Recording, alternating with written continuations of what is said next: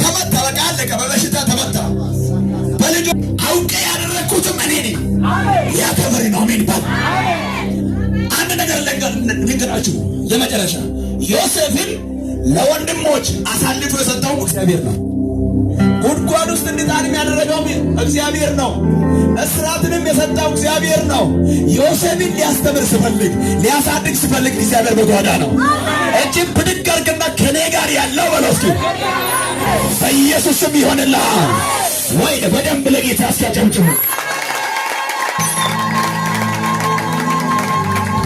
ለአንድ ሰው ታላቅ ነገር ይሆናል ካለ መቼ ነው? ለአንዳንድ ሰዎች አሁን ይሆናል። የመዳን ቀን መቼ ነው?